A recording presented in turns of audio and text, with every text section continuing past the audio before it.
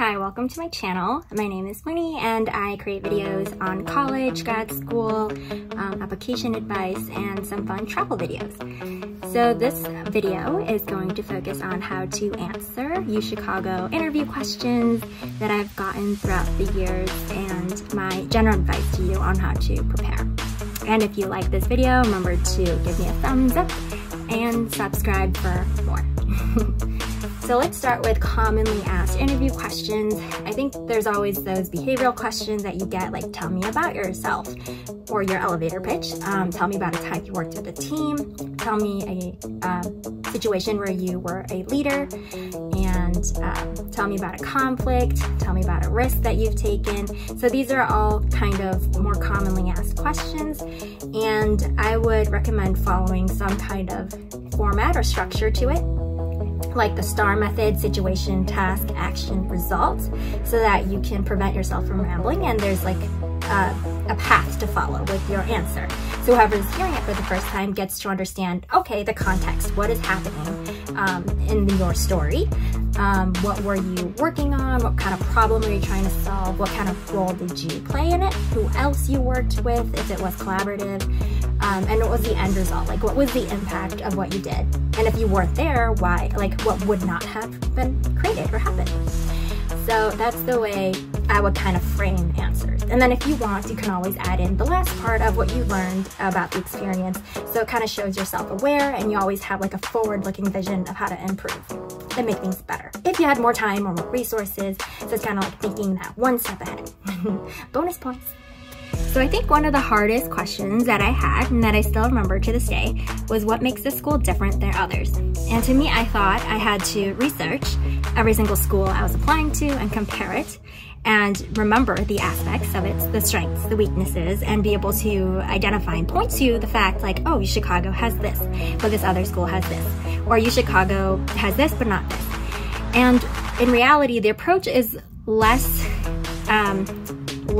intense like that. It's more of what stands out to you and what matters to you based on either your resume, your interest, or your hobbies. So I think one mistake would be if you did care about the specific classes in biology or psychology, for instance, you would have researched about it and know what kind of classes they offer, who are the teachers, what kind of programs they have, and be aware of that, and that would stand out to you. But if you mention something that they do have and you're saying it doesn't exist, that could come off as you didn't do your research thoroughly enough, especially on topics that you said that you care about. So just make sure not to make that kind of mistake. But obviously, if it's a new program or club that appeared recently, they're not going to hold it against you. But just a reminder that the people interviewing you are current students or alumni or admissions officers, so they do have that kind of awareness of what's going on campus and what are some new innovative classes or clubs that are happening.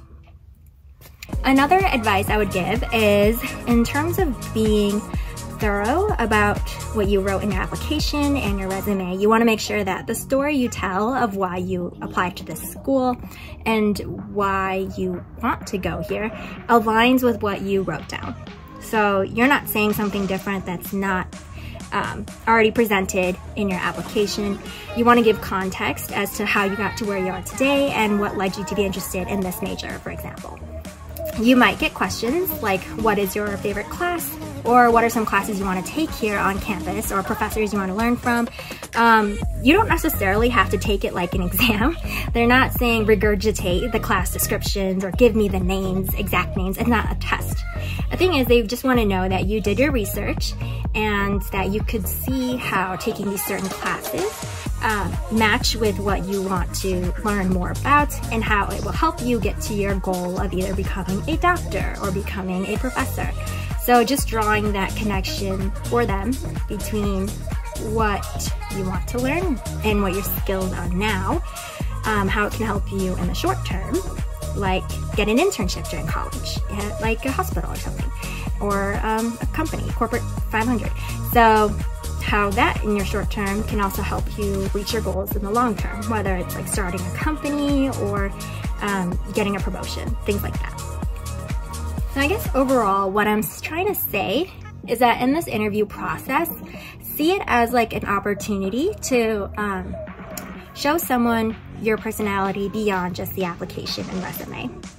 And I believe in the interviews, they only have access to your resume, at least for grad school it is. So think of it as a way to walk someone through the journey that you've written down and show them why you're here, basically. I hope that was helpful, and if you have questions, feel free to comment down below. But remember to like this video and subscribe for more content. Thank you for watching. Bye.